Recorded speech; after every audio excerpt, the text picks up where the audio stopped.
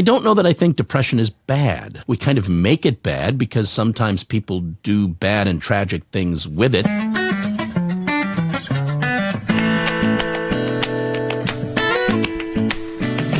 Welcome to another episode of Chewing the Fat.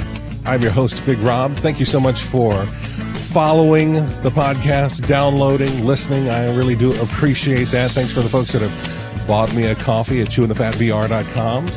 And also thanks to our sponsor for this episode, the Black Cat Picture Show. It's an international film festival coming to Augusta at Le Chat Noir, August the 19th through the 21st. If you're a filmmaker, you can go ahead and get your films in now for their late deadline before May 22nd at blackcatpictureshow.com. I'm excited to have back in studio, and hopefully all the technical issues are fixed out this time, my friend John Patrick. Welcome again, sir.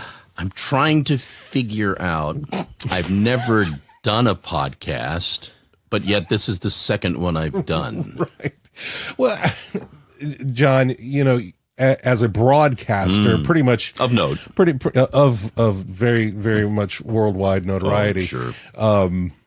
Pretty much every break you do is kind of like a podcast. It's just a podcast in the moment. And you do have your own podcast with your show, the Augusta Golf Show. Sort of, kind of, yeah. I mean, it shows up on Apple Podcasts. And I guess it must be a podcast. So you must have a podcast. Well, this is then the first time I've been a guest on a podcast. On the same for the podcast second time. Twice, yeah. But never having heard the first correct one. Yes, yeah. Had some technical difficulties, and because I've never made a mistake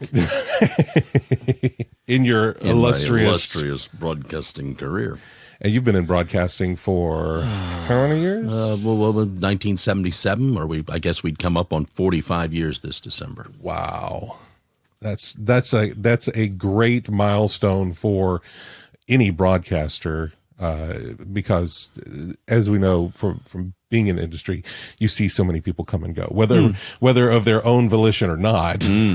You know, it is a kind of tumultuous industry to be in. So for you to have made it in radio that long, it is something to be proud of. And I think a lot of that, just to gush a little bit, is because of who you are, your personality, your way with people, your wit, the voice, of course.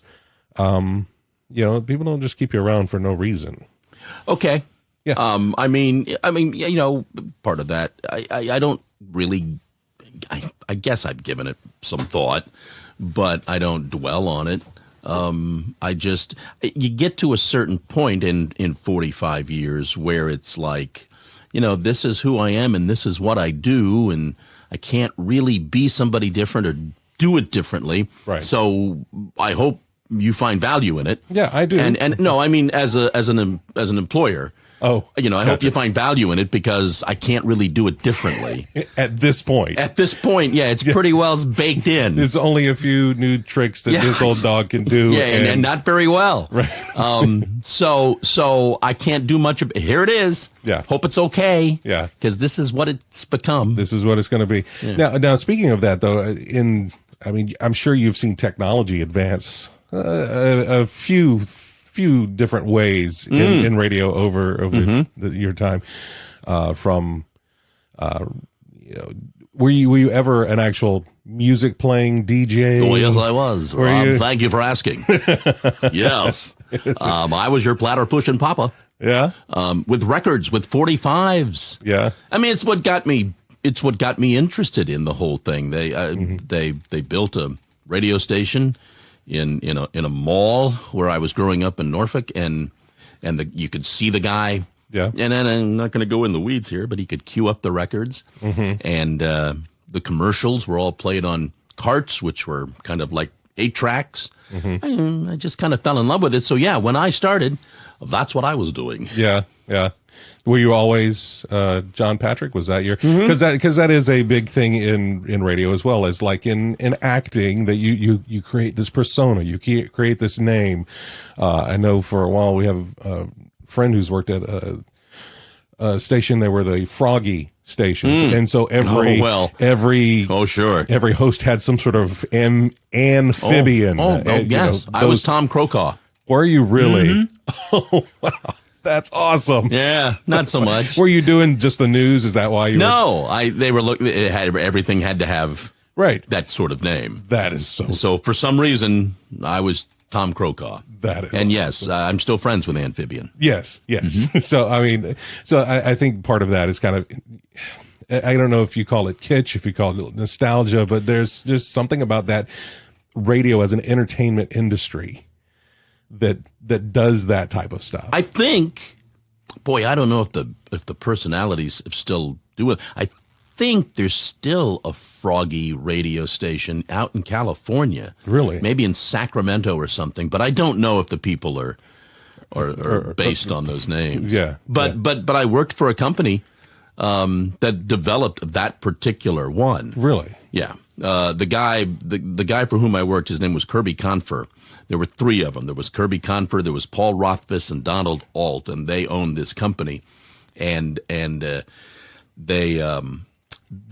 moved here in 1984 to work for a company that owned the radio station that was frequency 105.7, and we just called it WFMG, and they bought it a year later, and they turned it into Sunny 105, and they liked that sort of Hollywood.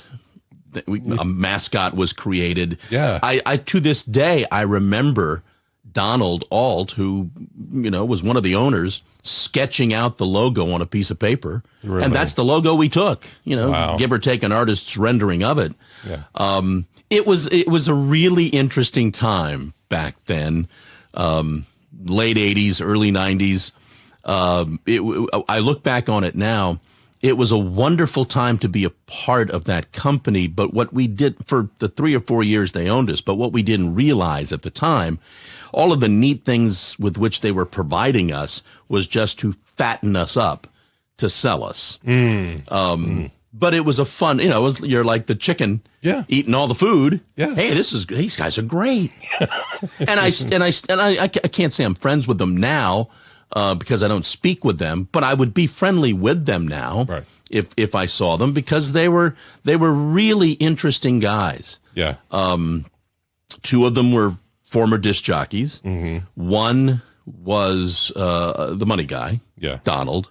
He was a little less fun than the other 2, but to come full circle on this story and what a small world it is. I don't know, 7, 8 years ago, I volunteer some of my valuable free time to first tee announcing duties for Augusta University's men's golf tournament on the Sunday morning of Masters Week. And there's 15, 16 universities that come to town to play in the golf tournament. And so I'm doing first tee duties. I don't remember for which school it was, but the young man that was in a group coming up, his last name was Confer. And when he came up, I said, I got a question for you. Anywhere in your family, anywhere in your life, is there a Kirby Confer? And he says, that's my grandpa. Yeah. And it was just a small world. So now, how's he doing? He's great. Yeah. Where is he? He's up in Maryland somewhere. Okay, good. That's good. It's a big industry. Oh, right. But a small world. Very small world. I found that out in working in radio, in moving from here to like Birmingham, and there were people there that knew of people here. And of course, I started when I was still in high school, interning at 96 RXR when they were in the Lamar building. And there are other people that I still in touch with, Chuck Williams and some of those folks that were there, and we're still friendly now.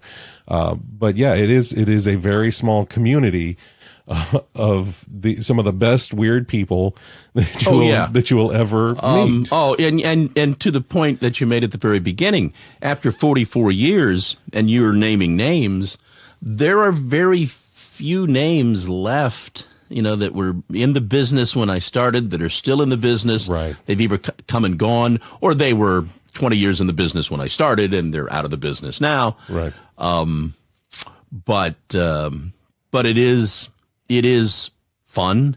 And when it's all over, it will be the people and the stories of the people that I'll remember. Yeah. Because otherwise it's just Michael Bolton records. Right. So you said you started by watching the guy in the mall with the glass panel radio station.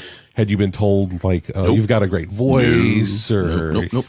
Don't know. No, it was just... Don't know. There was just something about it. I joke, maybe to hide the truth, that I found it enamoring that I could be in the room by myself as an only child, where someone would listen to me and I could emote something that would move them or irritate them or make them laugh or something. Right. But I was in a room by myself doing it, not on stage, not performing in front of a bunch of people. The only child could be by himself and still do that. Yeah. That's about as much as I've really kind of thought about why that. Yeah.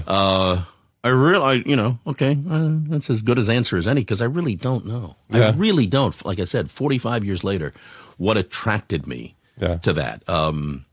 The woman to whom I was married, my former mother-in-law, just could not believe that this was the profession I chose.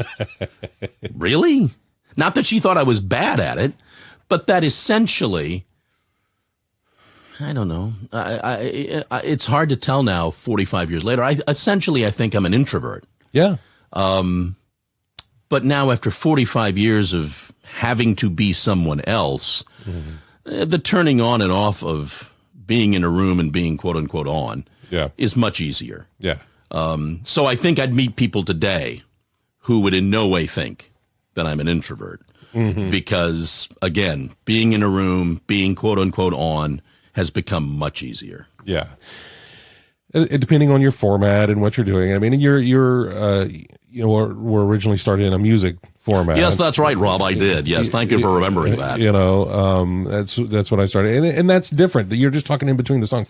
The music's doing the heavy lifting. Yep, absolutely. The music is what people are there for. Yep. But they're also there for you. There's a strange bond and connection that people listening to you, they create a familiarity with you. You're part of their day. You're part of their work day or whatever. And you're their friend in the little box on the table or in their headphones. And there's just something about that they build that bond. Yeah. I mean, I suffer from it myself in that doing the show that I do now, which begins at 5:30, and I get up at 4 and I'm out of the apartment at 4:40 and I'm in the car, and these days you can listen to an app just about any radio station in the country or podcast. And I'm listening to the radio station in Atlanta, WSB, and it's full. I like at 4:40 in the morning that there's somebody there. That guy's actually honestly there. Yeah. And all of the people who are doing the weather and the traffic and the news, they're all there and they're all talking to me and they're all at work and they're all friendly. I get it. I get that kind of bond that somebody's there. And I would say I don't understand this part of it because I'm always on the other end of it, but maybe I do. There is something about just hearing somebody. Yeah. As opposed to seeing and hearing somebody. Because I'm the guy that's being heard. I don't know that I don't know that I understand it, but I experience it. Yeah. In the morning, listening to Scott and all the folks at WSB. I'm just hearing them. Yeah. Now I've met them. I know what they look like, which is breaking a wall somewhere. Right. But yeah, there's something comforting, and it's so funny. I experience it on my end. But when he's not there, it's different. Yeah. Still a guy, still doing what Scott does. Where's Scott? Yeah. How come you're there? Right. How long is he going to be gone? Right. When does he come back? Right. And yet you're doing a wonderful job and you're fulfilling all of the duties you're required to fulfill. Right. But where's Scott? Right. Right.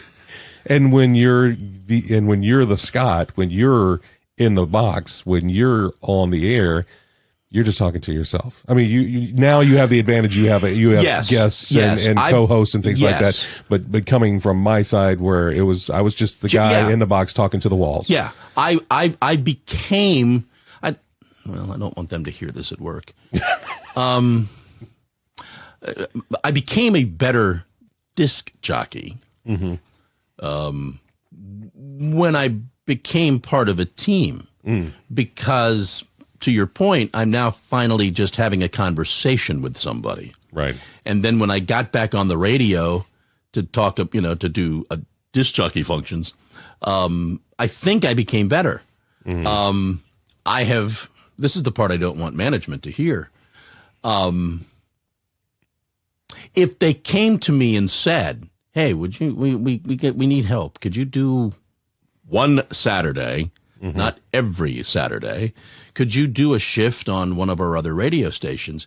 I'd kind of like to do that. To just hear, it's been 2022. God, it's been 15, 16 years since I did a music shift. Yeah.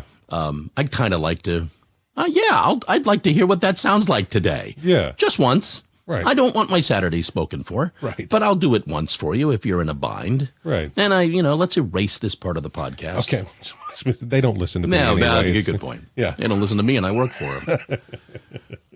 But yeah, that's it's a special kind of magic, and that's why I'm really appreciative for something like the podcast now. So I still feel some of that, but I love having the opportunity to talk to people.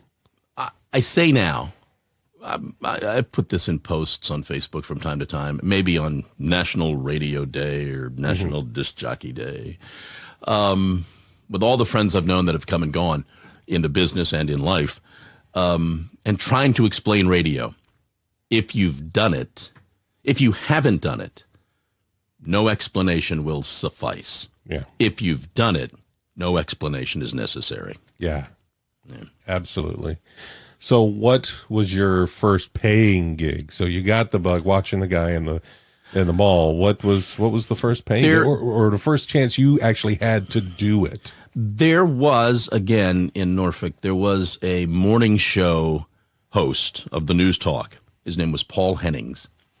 And Paul, because radio doesn't pay, was always looking for extra money, started a broadcasting school. And you could attend the Paul Hennings Broadcasting School on the second floor of some building there in Virginia Beach, Virginia. So when you're fresh out of high school, as any high school graduate would account for today, you're kind of lost. And what are you going to do? And if you know what you're going to do, how do you go about doing it? Right. And radio was what I knew I wanted to do. I was never,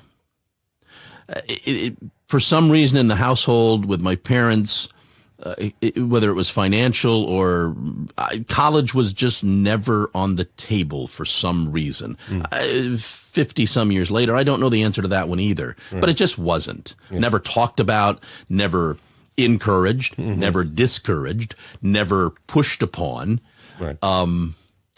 And I found that I wanted to do this. And in the process of wanting to do this, I did a bunch of stuff. If there was a softball tournament that needed an announcer for the weekend, I would do that. I'd do anything that would require me to talk into a microphone. So I enrolled in the Paul Hennings Broadcasting School.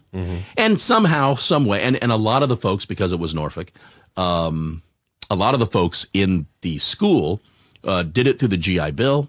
And they were communication experts in the service, and they were getting out of the service, and they didn't know what they were going to do either. And a lot of the guys in my class were, Navy guys and 30-somethings and stuff like that. And I'm 18 years old. And all I can think is he saw something. He felt something. He saw something. He saw an opportunity because, again, to keep his accreditation as a school, he had to get people placed. So, he'd size up a class of 25 people. And if he saw 5 people that he could get placed, he spent more time with you and allowed you to go in the studio and do stuff. And so he got me my first, hold on. I got me my first job. There you go. He got me my first interview. There you go. With a guy named Sonny Woody in Martinsville, Virginia, Collinsville, Virginia, actually, which is to say it's a suburb of Martinsville is bogus. But I got the interview. I got the job. I started on December 27th, 1977. I packed up everything in the Datsun B210 hatchback without air conditioning, drove to Martinsville, Collinsville, Virginia, sat with Sonny at a Woolworth at noon for an hour and a half, and he said, "Ready to go on at 3?" No. "Oh, no, that's what you're doing. You're going on at 3. So I was on that afternoon. Wow. And I was there for about 4 years, wondering if I'd ever get out of there. Wondering again, how do you get the next job? Got one. How do you get the next one? Right. I am still one of the great joys. I have stayed a little bit in contact with my first program director, a fellow by the name of Bill Bass. Bill works in radio in Norfolk, and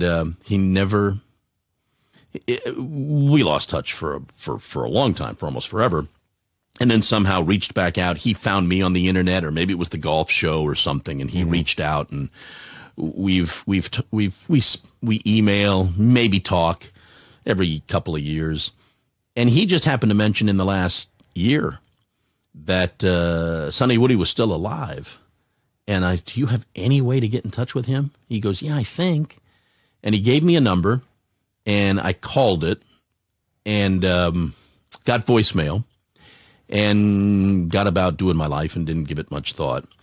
And I knew, well, I was emotional making the phone call because, I didn't think I'd have the chance to tell the guy 45 years later, "You're the one who got me started down this path." I thought I'd missed that opportunity. I frankly hadn't thought about it much, but when I did think about it, I thought, well, I've missed that. And then one day out of the blue, when you have your phone, you make a phone call. Correct. I got voicemail, but he was then listed in my contacts with his name. So one day his name pops up on the phone. Oh, wow. And he called. And we spoke, and I got to tell him that, and he said very nice things about me. I have no idea if he remembered who I was. I don't know how many employees he's ever had, why would you remember me? Right. But he said he did, and he was very proud to hear that I'd stayed with it, and he was very proud to hear that I was doing what I was doing. And it was emotional. I mean, God, I never thought I'd talk to that guy again. Wow. So I did that for 4 years. I think the first check I got was $106. For some reason that's always kind of stuck with me. Yeah. So that's what I remember from that first stop in radio for about 4 years. Yeah. Then from there you kind of hopped around. Well, I went. I don't remember how I got the job in Wilmington, North Carolina, but I did. I did mornings at a radio station in Wilmington that was sort of a hybrid radio station in that from the time I came on, in the mornings, it was primarily a top 40 pop, playing the hits kind of radio station. But as the day wore on, it would be a little bit more album oriented. It would play more tracks from albums. And we may be speaking foreign languages to people listening. Deep cuts. Yeah. So, and by the time we got to the night lady, Gina, it was full bore album oriented radio with this sexy sounding siren, from 7 to midnight or whatever. So that was that was interesting to me. I didn't like the radio station the rest of the day. I didn't care for it much when I was on, but I didn't listen. It wasn't my cup of tea, and it was an interesting dynamic. Again, back to the story of people. Facebook, I think I have to credit Facebook for this. I have reconnected with pretty much all of those people. The program director that hired me, and maybe that's how we did it, he unfortunately passed away maybe 10 years ago, and he would have been then in his 50s. He unfortunately passed away, surprisingly passed away. And maybe the rest of us kind of reconnected. The fellow who came on after me, I think he's either still in radio. I think he may be still in radio or doing a podcast. and he kind of did afternoons. Boy, I might be missing. Oh, the program director did afternoons, and he's passed away. And the woman that did nights is now a acupuncturist in Denver, Colorado.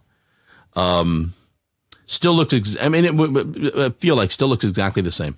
The fella that I really want to see again is the all-night guy who I would come in and replace. He was a young kid, brash kid, funny kid. I really liked him. His father had a very important job with IBM or something like that. He was kind of sort of from money, but you didn't really get a sense of that from him.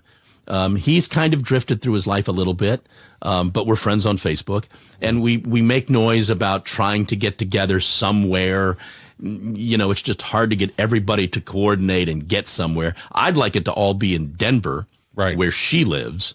And we get to Denver. I would really, really like that one more time. Yeah. I was only there for 2 years. And then they sold that radio station. And the people that bought it lied to us, said it was going to be great, and said, here's what we're going to do, and you're going to love it. And then the day they closed on the radio station, they got all the folks in a room and said, yeah, it's not really going to go that way. And my boss, that program director, left and came here to work for a company and called me up about 6 weeks later and said, yeah, would you consider coming to Augusta to do mornings? And I heard Augusta, and I liked golf. Right. And I'm like, and that wasn't going to be a good situation. Right. So I'm like, yeah, I'll do that. And came here in 84. So essentially, and again, back to the longevity of radio, I want to get to 50 years. And interestingly, I could get to 50 years working theoretically. Well, maybe this isn't right and fair, but I mean, for like four, at least, 3 places, right? Maybe 4 or 5 different owners. Yeah. That kind of goes out the window with some of the years at Sunny when we changed hands a lot. Right. But I look at it as, 4 places. Yeah. Four home bases. Yeah. Like that. Yeah. So you came in to Augusta then. You're a golf fan.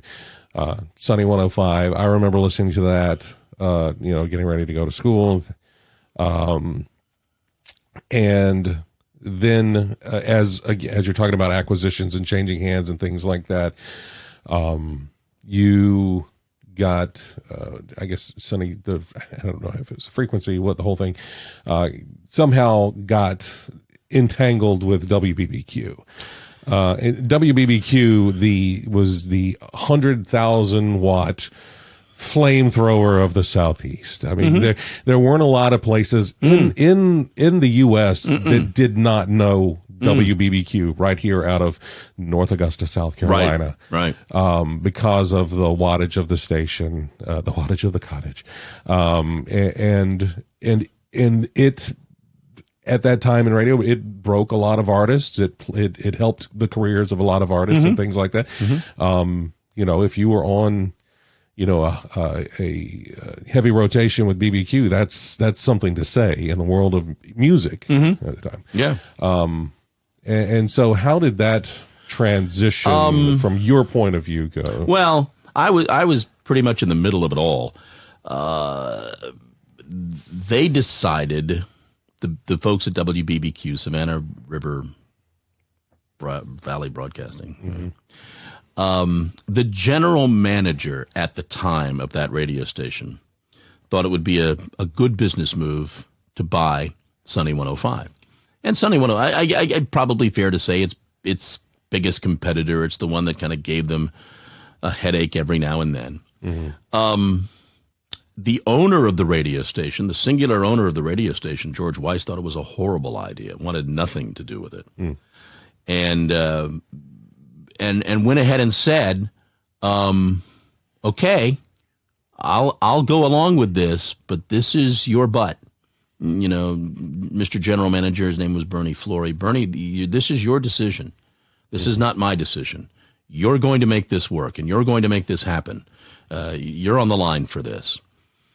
And Bernie thought it was still a really good idea. what took place then was both of us had consultants. We had a consultant named Jim Richards from a company named Valley Richards, with whom I'm still very good friends today, almost 40 years later, 30 years later. They had a consultant named Randy Kabrick.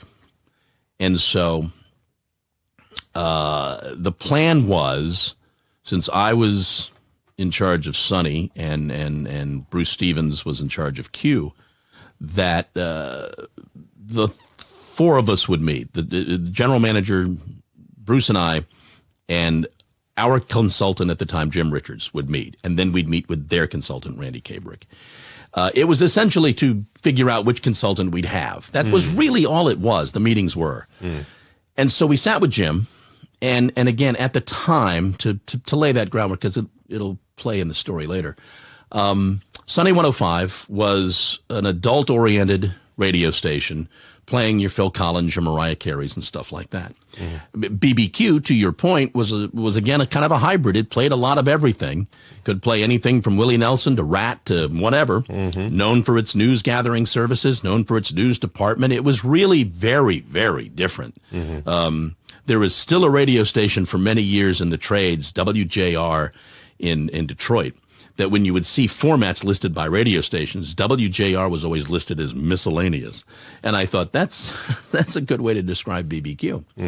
So we sat with Jim, and Jim put out his ideas for what the two radio stations should be. They were both trying to be the consultant. And we listened, and we took notes, and so now the official part of the meeting is over, and maybe we're having dessert or whatever it is.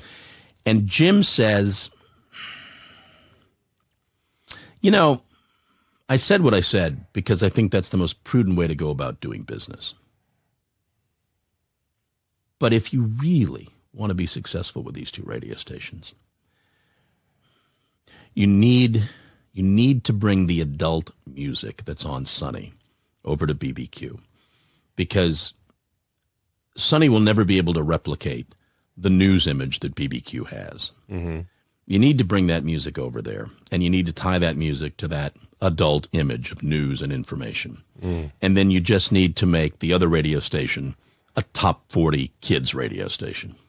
Okay, well, thank you for that, Jim. So then a couple of weeks later, we have dinner with Randy Kabrick, and Randy lays out his plan. And again, at dessert, Randy says, you know, if you really want to make this work, what you really need to do, and it was the exact same thing that Jim had said. So when it was all over, we sat, and why aren't we doing what they say we should do? We ended up not choosing Jim Richards. We chose Randy Kabrick, who probably still does, has a reputation in the industry of being very different. Boy, I really liked him. I really liked him. I thought he was really sharp. So the decision was made to change the music on BBQ to be of a more adult fare, so it would tie in with the news and information. And the other radio station would be a top 40, 18 to 34-year-old driven radio station. The problem came, and why things never really worked out as well as they should have, is because of the staffs. The gentleman who ran the radio stations, Bernie Flory, was a good man, and he couldn't really find it in his way to do the things he necessarily had to do to make it work. He tried to mold the two staffs at the two radio stations, and he moved us from Sunny to do mornings on BBQ, and he thought, maybe rightfully so, that those adult personalities should go on that adult radio station. The people on BBQ were about our age, maybe even a little bit older. And he wouldn't let any of them go for the most part. And he moved them over to the 18 to 34 radio station. So now you got a bunch of, what were they at the time? I don't know, 30-year-olds, 40-year-olds out of their demo on this radio station. Let alone they stayed. It rightfully confused the listener. The listener was like, why did you just do what you did? We don't like either of them. Yeah. In hindsight, because he didn't do what he needed to do. What he really probably should have done is made the decision about who should be on BBQ. And he could have easily said, the people that I have on BBQ would have cost me my job. But he could have easily said, these people are ingrained on that radio station. Mark Summers, Dick Shannon, Charlie Fox, all of those people, Bruce, all of those people need to stay on that radio station. Yeah. Okay, they're going to play Mariah Carey and Phil Collins. But you know what?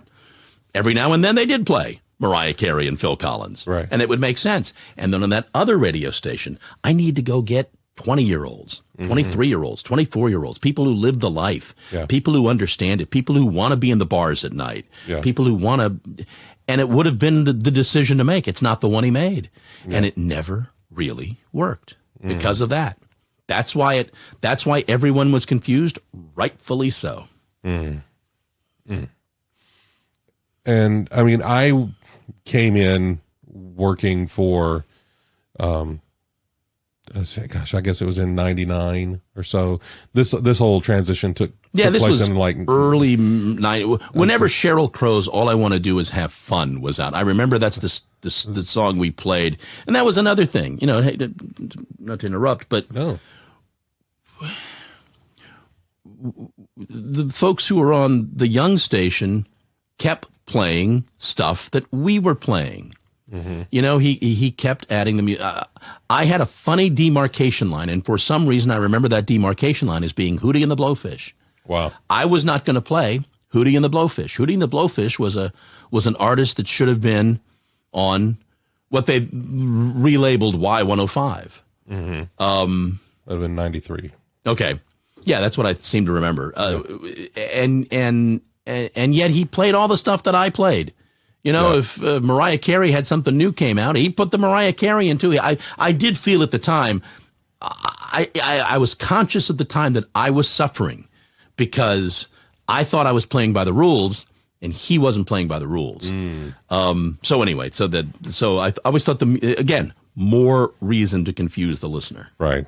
And then now they're both owned by the same company, and it's like, well, they're very similar. Yeah, very similar. And as we sat with those consultants, and they both said to us, no, the way this works is you just totally separate these radio stations, and we didn't. It was just too much crossover.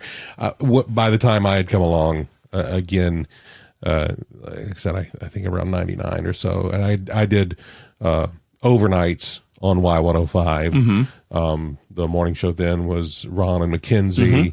You know, for me, it was a great proving ground. It was a great chance to, you know, have a show, work on whatever it is I'm wanting to do in the industry, and then being around in the same building with you and Rebecca and you know, Ron and Mackenzie and these legends that I had listened to growing up. Dickie was such a great guy, you know,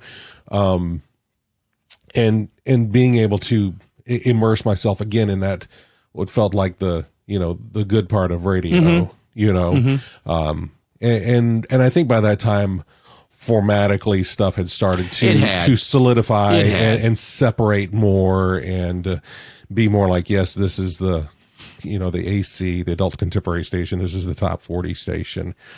But yeah, great times, great memories. And again, just amazing staff. And that was a time when there was radio, people on the air live 24/7. Right. There was none of this, you know, satellite or pre-recorded voice track stuff or anything like that. Nobody piped in from, you know, Poughkeepsie to tell you that there's a wreck on, you know, Washington Road in Martinez. Yes. You know, that was always the bellwether of whether somebody was local or not, is how they pronounce Martinez. Yeah. But yeah, it's still very fond memories, but I can definitely tell just from how the continents on your face that it was a struggle. It was a struggle to get to good. Well, yes. And you know, as far as what we were doing on BBQ, there was such a heritage. Right. I've never to this day understood, and this I think happened just about everywhere, when all of the consolidation went down and it went from being a mom and pop owner or a singular owner to a corporate situation, there was, at least in my experience, maybe everywhere, but there was immediately this rush to mediocrity. Mm-hmm. We couldn't have one of the stations being so much better than all of the other ones. They couldn't take up all of the resources.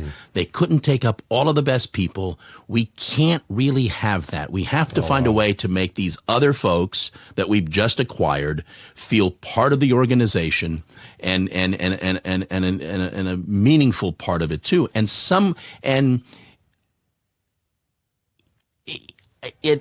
It decimated the great radio stations, and it never really brought up the less than great radio stations. Yeah. And I've never to this day understood from a business model, screw that. Keep the good radio station. Build up the other ones, but don't destroy this one in order to have this unanimity so that everybody gets along, everybody plays well, everybody likes everybody else. You don't have somebody coming into your office saying, how come BBQ always gets the promotions? How come they get the money to give away? We don't get the money to give away. Mm-hmm. It just right from the start, it went to that scenario. And maybe that's because in those times, those owners, those people did not look at the individual pieces of the product. They just looked at the product. Right. At some point, we're going to sell. Right. We're going to sell this cluster of stations. So they all need to have some value. Right. But as the ones on the radio station, you couldn't understand why did it have to be so equal? Right. Because, there is still, as we talked about the competition part and the ratings part, the ratings are still individual to the station, which is what was supposed to drive all that. So, there's still that competitive nature of the talent that are on. It's like, I want to be the number one slot. Well, I want to be this. In the end, I would ask these people, I didn't, but I would ask them today, in the end, don't you want your 5 radio stations, for the sake of the discussion, to bill $5 million a month? Mm-hmm. Isn't that what you want out of this? Yes. Well, not every one of them is going to bill $1 million. Right. If somebody bills $2.5 million and the other ones between them and get 500,000 apiece or $750,000, right, it's still $5 million. Right. But you've got a bellwether. You've got something that people listen to, people like. You can count on the money to keep coming in. You've just leveled the playing field, and nobody likes any of it. Yeah, yeah. It's that kind of everything's a little lukewarm. Yeah, nothing's hot. Yeah, nothing's cold. It's kind of lukewarm. And yeah, nobody likes lukewarm water. Can you cough on a podcast? You can. Okay. Yes. You want me to hit the cough button here? No, it's too late for that now. Yep. It's too late for that. Well, that's all right. Yeah. So moving on from BBQ and Sunny 105 and all that, and you did come to Augusta because you do have an affinity of golf. You have, I'm going to say, had the honor, because I feel that's how you feel about it as well, of reporting from the Augusta National for how many Masters now? The one that we just did would have been my 38th. 38. So almost as long as you've been in radio, you've been on the course. Yeah. That's amazing. I think about that. You get a little something at 40 years. Mm. So at 40 years, I'll be 66 years old. It means I started at 26. Wow. The guys that I've seen get the 40-year awards aren't in their 60s. Yeah. They're mid-70s and up to 80. Wow. So I'm very conscious of that, yeah. Now, what was it about you? Were you just, were you in the right place at the right time type of stuff? They needed someone, and you're like, all right, have Mike will travel. Yeah. That's awesome. I'm going to get this wrong. I've heard them talk about this on sporting events, baseball games in particular, about people, the Cal Ripkens of the world. They talk about everybody's abilities, and the greatest ability is availability. Yeah. You were just in the right place at the right time. That's correct. I think once you get into that position, you have to maintain it, right? Earn it, right? I would feel like there's a reason that they invite you back and want you to cover the event from year to year. Yeah, you can't not think that, right? But I do know, And if you want to get into philosophies and stuff, was in the right place at the right time. Yep. Was I always going to be in the right place at the right time? Yeah, probably so. That might be the Catholic upbringing that, you get faith and stuff like that. So yeah, I mean, I'm conscious, very conscious of that relationship and how it's grown and why it is what it is. Mm-hmm. How is the course and the press coverage of that little tournament, the tournament, so changed over the years? Inexplicably. I said to you before we went on the air that my 38th Masters, and it's the 38th different way of actually providing reports. Mm-hmm. Technology makes it so. But that place, when I started, we all parked in a gravel crush and run, maybe just dirt parking lot, which is now where the range, the practice facility is. Mm-hmm. For 5 years, I was in an old Army Quonset hut, which is what they had for all the press. When we did that, there was a delineation between the working press. There were working press badges and there were TV radio badges, and only the working press was allowed into the interview room to interview the players after the round. The radio television people, no. But it grew up on newspapers. Right. And then in 1990, that turned into a facility we were in for 25 years. Much different, much better, much nicer, much bigger. And then William Porter Payne, Billy Payne, became the chairman.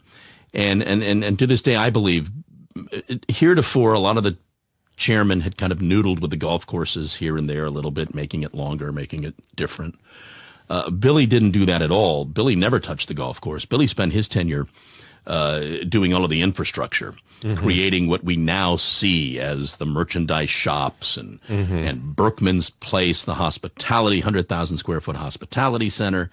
And as people have categorized it, sort of the Disneyland effect of it. Right. And there are some people who used to work for Disney that are now working for Augusta National. So it's not an unfair way to describe it. Mm-hmm. But it's you can't even begin. I mean, I say this inside the radio station. We're now the old farts we didn't listen to. We're now the old guys who remember the Quonset hut. Right.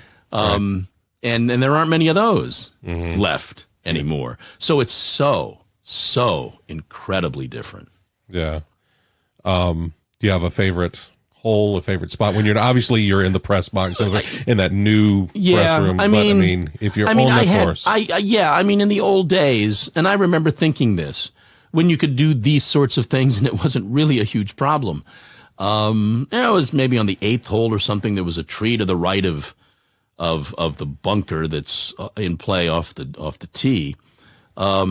Behind the ropes, but I used to just sit on the ground, leaning up against the tree, just watching guys come through, very conscious of how lucky I was to be doing that. There was a time in the clubhouse. These days, outside on the balcony in the clubhouse on the second level, it's all tables and chairs and dining. There was a time it was none of that. It was just the walkway, and there were 2 chairs that sat next to the door that led out of the second floor.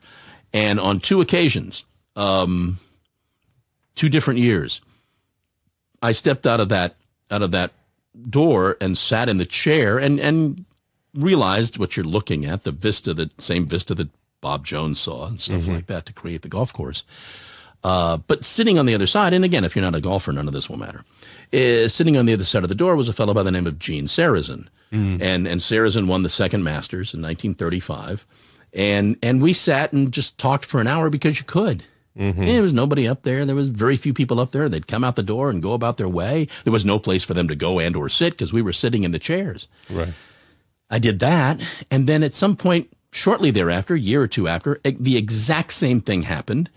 But sitting across from me was a fellow by the name of Alistair Cook from public radio, from public broadcasting, from people who are familiar with him. And he was a British broadcaster and writer. I'll never forget that stuff. I mean, that's just, you don't get to, I mean, and again, I probably had to be 28 years old, 29 years old. And Sarazen at the time, maybe in his 70s, and Cook in his 70s or whatever. What are they doing talking to me? Right. Yeah. So I love the place. I love the people that work there. They're different than members. I love members. I've got member friends, and everybody thinks about the place as the membership. But the place has workers every day that just go to work like you and me. Yeah. And I've known many of them through the years, and they're good people. They're very nice people. They're great people. They're just trying to get a job done. Yeah. So I've been very blessed in that relationship. Yeah. Yeah. Any, as a golf fan and, having been out there, I assume because I know for a fact that they do have press days, you had a chance to play the course a couple of times. I've been very fortunate there also. Yeah. I have a friend who, when we're on the road playing golf, going somewhere, meeting people that we don't know, and they find out where we're from, and have you ever had the chance to play the course? Yeah. He just looks at me and says, "Just tell them yes, John. You know, you don't need to tell them 40 times. Right. Just tell them yes. Right. Okay, let it go. Let's drop it there." and he's my conscience, and he's making me a better person. Right. But yeah, again, I get that. I get it. I know how fortunate I am. Yeah. I also know that my friends and with whom I travel in the golf circles, we're just complete snobs. Yeah. You know, I mean, we're spoiled. Yeah. And we're complete snobs. I mean, everybody that, and it's different when you live here. Right. It's different. Yeah. A member might call you up and say, "Hey, need a fourth. We're playing Friday. Can you do this?" It happens in this town. Right. For the people that live in Des Moines and the people that live in, Amarillo, it's not going to happen. Right. And it's a pipe dream to them. But in this town, it's different. Right. So most of the people with whom I circulate have played out there. Right. They just have. It's just happened in some shape, form, or fashion. Right. So yeah, it's and that makes it makes it special in one way, but it also makes it again back to not normal, but it makes it human. I mean, the people. I mean, the people that work there eat in our restaurants, shop in our grocery stores. Right. You see them. Yeah. You may be a guest on the grounds, and they may say, here's one of the, again, incredibly fortunate. Early on, you're a guest on the grounds, and those people who but we're there, call you Mr. Patrick. Right. Hi, Mr. Yeah. It's not that way anymore. And I love that. Yeah. What are you doing here? Yeah. I love that. Yeah. That's my favorite part now is the people that I know. Yeah. Oh, what are you doing here? That is so cool. Or sitting down to lunch before we play. I'm the last to arrive, and they've ordered their iced teas, and I sit, and the server comes out, and what will you have, Mr. Patrick? I mean, we haven't said hello. We haven't said anything. Now, there probably is some sort of internal, here are the four people that will be at that table. Right. But this guy goes, "Oh, no. I listen to you every day. I know exactly who you are." And I encourage all the people that I know not to listen to the show because I talk about them. Yeah. So I need them not to listen. Because you want to keep the friendships intact. Yeah, and I gotta have pay me to have content every day. Yeah. So I have to keep doing that. So I did this just the other day. Yeah. To someone that I had no idea listened. Wow. Said something to. I said, no. I need you not to listen to the program. Right. That's. How is your score out there compared to a tournament year? You don't. I think the first year I was out there, I shot 84 or 85. You don't care. You don't keep score. And I understand that completely. I had the opportunity to play once because I worked for CBS, and as you said, somebody got sick on the press day foursome.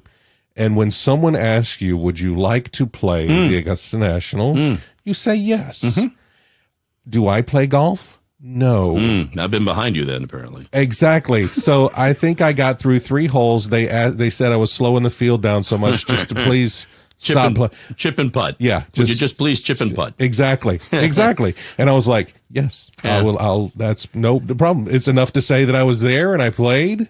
But yeah, I was slowing the field down so much. There's a wide variety of people out there that kind of thing. Yeah. People like you. Yeah. People that, and every time you play, you have to be conscious of the fact it may be the last time you ever get the chance to do it. Exactly. But you got all kinds of people. I'm out there to, what's the course record, and getting upset when the course beats them up and all. And God, no, I'm just out there having a great time. I'm playing one of the great golf courses in the world. Right. And, I don't care. This isn't what I do for a living. Right. This is just fun. Yeah. Although I will say this, and I've played with a wide variety of people for a number of reasons, radio people who, when there were more availabilities and more opportunities to have people out there to play on those appreciation days.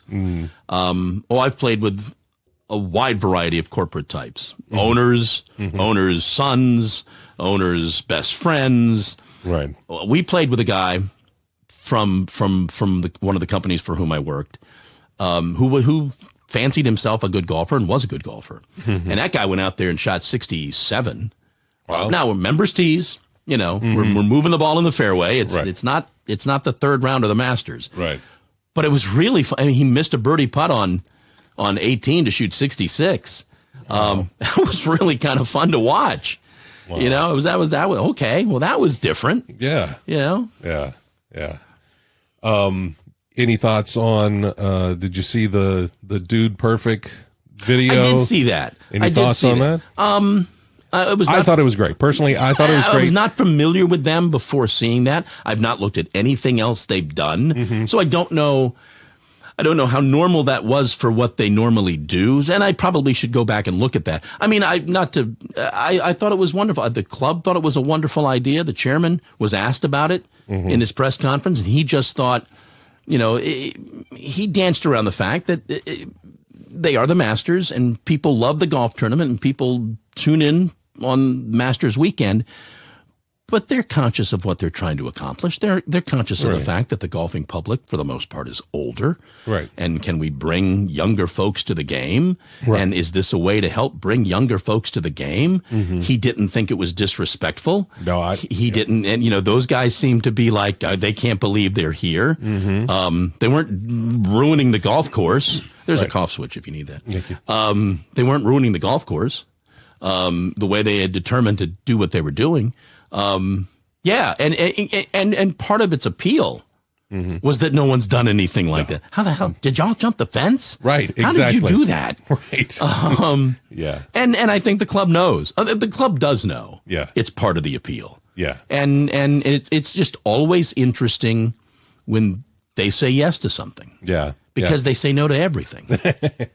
Yeah. And I think that just ties into like what they're doing with the drive chip putt. Sure. Getting those younger folks out. They get it now. There's a way to even use like that video. It's like, hey, this is the club that did this. Yeah. Look, hey, don't you want to enter in the drive chip putt? And then of course the women's amateur. I forget a program they instituted years ago that still goes on to this day, but it just doesn't affect me. I think it's 16. I think you can bring anybody, maybe two people, in under the age of 16 for free. You must be the badge holder. This isn't like, hey, Rob, you want to use my badge? Right. And you can take your two young kids in because you're using my badge. No, you must be the badge holder. Right. But those two kids under the age of 16 get in. Yeah. And they instituted that maybe 10, 12 years ago, the junior program. I'd kind of forgotten it was still going on, but I understand that it is. Wow. Yeah. And that's a whole other thing as far as like getting their tournament week, especially for, it seems like there's always Augusta natives that are a little butthurt by not being able to get out there. I guess. You know what I mean? My aunt was on the patrons list, and she got tickets every year. She passed away, and at the time when she passed away, they were not transferable. Right. There used to be legacy where you could transfer them, and they would be in wills and things like that. This is not the case now. But I mean, I appreciate the fact that with the way that they do them now with the lottery, and you're able to go in and do it electronically in there, and hey, this is what I want. Hopefully I get it. And when you get it, it's Christmas morning. Yeah, when you get that email, it is Christmas morning. I was able to go out to the women's this year. And that's another thing. Being able to go and get in the lottery for the women's, get in the lottery for the drive chip pot. It's accessible. If you're that diehard golf fan that wants to see, these golfers that you follow out there, yes, you want to be there for the big game, as they say.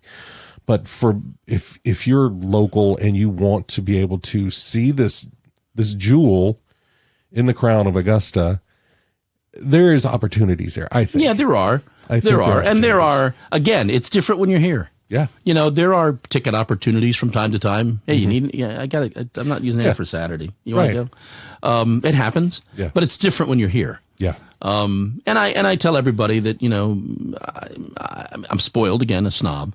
If you love the game, if you're a golfer and just get out and see the place. Yeah. I'm sorry you're not there Sunday when Tiger's winning. Right. But if you got tickets to the women's AM, just get out there and see the place. You may never get out there to see the place. Get out there and see it. Go walk down 10. Go walk over to 11. Go see Amen Corner. Just experience the place. Yeah. And then at some point, revel in the fact that still early on, you're getting to see something that never happened out there with the women's AM. Yeah. Revel in that part. For sure. They do. Yep. If it's important to them, it ought to be important to you. But that's what I tell everybody. I want everybody to see the place once. Yeah. I've got a high school friend, a 50-year friend who's never been. A couple of my other friends in our group have. I've been, but for some reason, I didn't make him fall his way. He was coming this year for the first time ever. Called me about 10 days out and said he was going to be interviewed for a senior vice president's job that week. He couldn't come. As fate would have it, I think I got a text from him two things. I got a text from him Masters Week saying the interview had been postponed a couple of weeks, so he could have come, but he would have been here Tuesday and Wednesday, and it would have been awful. The weather was horrible. Oh, yeah. So I said, no, it all kind of worked. You're on the list for 2023. It all kind of works out. Yeah. Yeah. But he plays golf. He it's not, you're not there for Tiger to win on Sunday, but you're going to see the place. Yeah. And it is like stepping onto a different planet in a different country. It is just, it's amazing. It's really hard to describe. I hate to say this, hard to describe, but it really is. It's hard to describe, to be there and to be able to walk those grounds and see the care that's put into that place. Well, anybody, I think this is universal. It seems to be universal. Maybe it's guys. Anybody that's been to a major league ballpark, that very first time you walk through the tunnel and you see the outfield, and you see the signs that you've always kind of seen on television or whatever. It's exactly the same feeling, because you're seeing all the stuff you've seen on television. Yeah. But you're there. Yeah. And I say it. I've said it now for 40 years. It's greener than it is on television, and it's hillier than it is on television.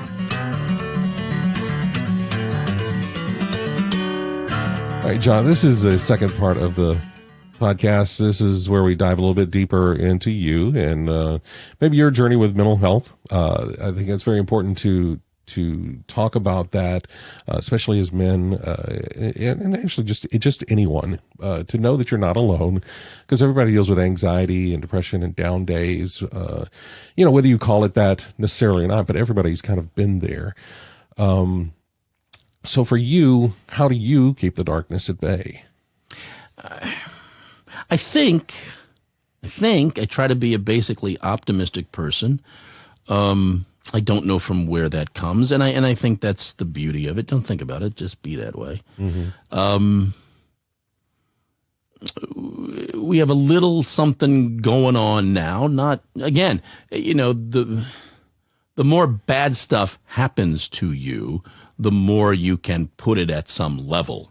So this is unfortunate, something that we're going through, but we've been through much, much, much worse. So this is really nothing. But I've come to look at these things.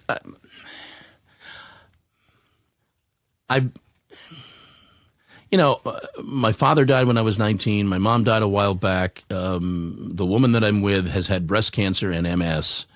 So I've been around a lot of stuff. Mm-hmm. I have not suffered from a lot of stuff. Mm-hmm. Your parents dying, I'm probably unfortunate that I said that. But I just, I have gotten to the point now to where when things happen, is there an opportunity here? Is there something? What's good about that? It kind of reminds me of what is it that Fred Rogers would say about when something terrible happens. Who would he find the somethings? Find the helpers, or find the helpers. Look something for the helpers. Yeah, same kind of thing. What's okay? This is bad. Is there anything good in this? What can we make good from this? And almost all the time, you can make something good of it. I think I don't know that I've been through a lot of really bad stuff that has brought me too far down. Mm-hmm. The only child in me, I live in my head anyway, so I can pretty well compartmentalize and rationalize and figure out something to any situation, but on the other end, I can also make, this is really bad. Right. No, it's not. No, I mean, I can talk myself into the other way too. Right. Oh, this is horrible. Well, shut up. Get off my shoulder. Yeah. So I think, and then maybe I'm doing that also. Maybe being an only child, I have found a way to deal with it or cope with it or address it. Mm-hmm. I don't think. I don't know that I think depression is bad. I think it's a human condition. It's something that everybody kind of goes through. Right. We kind of make it bad because sometimes people do bad and tragic things with it. Right. But I think it's something that everybody kind of goes through. Right. It's just unfortunate. I'll never forget. And it was a simple phrase, and maybe it's been used often, but I think it was the first time I ever heard it. I work with someone who does the afternoon show on our radio station. His name is Austin Rhodes. And there was a gentleman, as we tie in all the conversations, there was a gentleman many, many years ago who found himself in the ticket brokering business and ran into an issue with tickets and didn't have the tickets that he promised people who had paid for them. And he went out in his backyard and he killed himself. Oh, wow. And Austin always referred to that as a permanent end to a temporary problem. And I've never forgotten that. Yeah. I've never forgotten that for some reason. I don't know. I don't, again, back to being optimistic. I try not to dwell on the bad stuff. I don't like negative people in my life. I think I've just organically stayed away from them. But now when I'm conscious of them, I honestly stay away from them. Wow. That's again, an only child product that I'm able to do. Yeah. I don't not like you. Right. I don't feel sorry. I'm done. I don't have time for you. Right.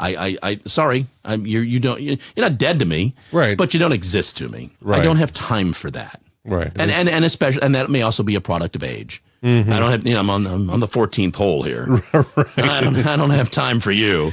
Right. You kids get off my lawn with your negativity. Yeah. Yeah. I know you have been working through things over the past few years with your daughter as well. How is that going? Well, it's good. It's fine. She and I did not speak for the longest time. It was the biggest regret. Obviously, the biggest regret I have in my life. I was to blame. Her mom was to blame. But in the end, I'm to blame. And we didn't speak for a long time. And then her mom passed away maybe close to 8 years ago. And she was accepting. That's the best way I can put it. I tended to think, and I saw her as this. I saw her as I was. When my father died, I was left with the one parent with whom I didn't really have a relationship. Well, there she was. Her mother died, and she was left with the one parent with whom she didn't really have a relationship. And I didn't really really rekindle a relationship with my mom. She has seen it in her way, because she's a better person than I am, to have a relationship with me. It's at her speed. It's at her pace. It's whatever she wants and what she doesn't want. I think a lot of things, I'm grateful for it. I wonder if she's placating me and humoring me and wishing when can we get this phone call over with, or whatever it might be. I mean, you think all of those things. Right. Not that she gives me any of that indication. Right. But I think it. Yeah. I mean, and we've gone some places, but we haven't really gone deep into therapy. Is it okay that I call? Do you like that I call? Am I bothering you? Right. And we haven't really done that. We had that first meeting after she didn't know who I was, and I hadn't seen her in years, and we did that, and there was some crying, and she's pretty headstrong. Yeah. She's like her mom, she's interested. I mean, it's funny to see that. I mean, she's like her mom in that way, and she's a smart ass like I am, and it's funny to see all of that. But she's a physician. She's in her 30s. She's married. Don't really think there are kids on the way. That doesn't seem to be something in her plans. It's fine. Again, who am I? Right. So, other than the fact that we don't say "I love you," and she doesn't call me Dad. I think if you and well, I'll try to remember to say that, but if you looked at our texts, or if you eavesdropped on our phone conversations, you wouldn't really notice that. It seems very normal. I smile when she doesn't call me Dad, because in both of my relationships with women, I've never had nicknames for them, and I rarely use their names. I can't tell you what that is, and I can't tell you why they come when I call, because how do they know? Hey, you, yeah, in the kitchen. But I would really be curious for you to ask. One's no longer with us, but for you to ask both of them, do they notice that? I notice it. Yeah. Nobody's, snuggle butt, right, or snookums. Right. And nor do I mean, I use their name, but not like normal people. Yeah. The friends, I say their name, right, 10 times more, right, than I say her name. Huh. I notice it. So I find it so ironic that I'm not Dad. Yeah. That's really interesting. And she doesn't call me anything. We just talk. It's not John. It's not, hey, John. It's no. Hey.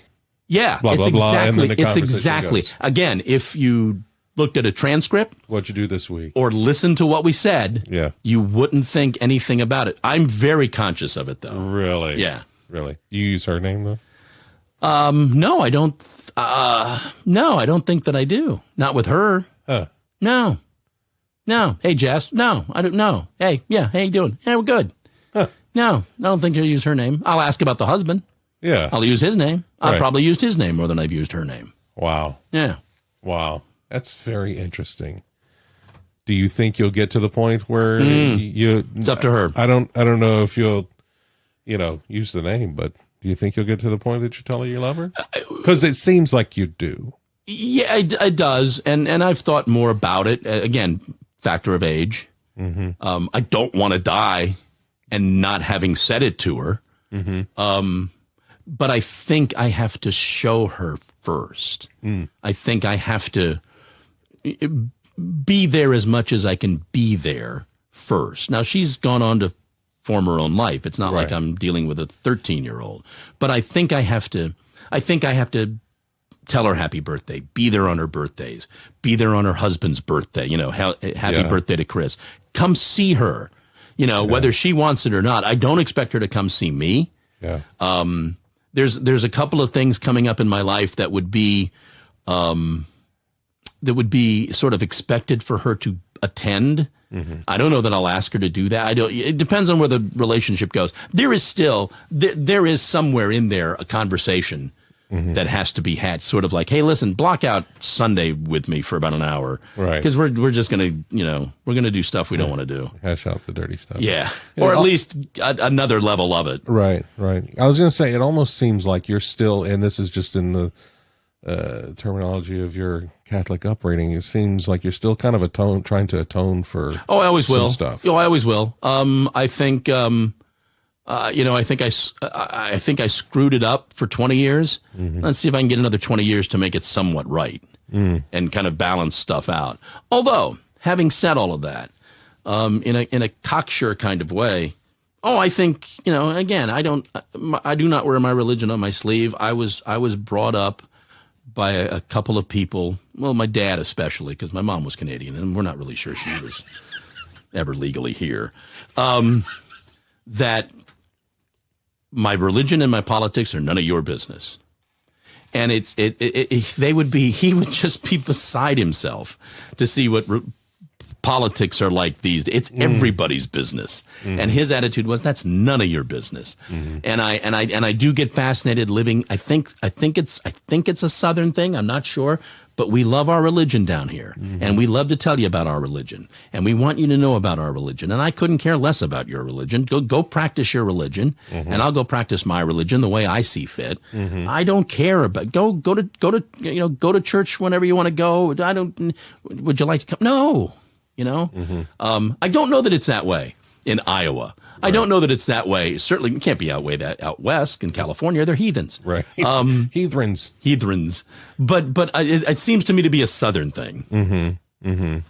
Well, I definitely think that there's a reason they call it the Bible Belt. The Bible, the buckle of the Bible Belt. At that, so I do. We love us some God. Yeah.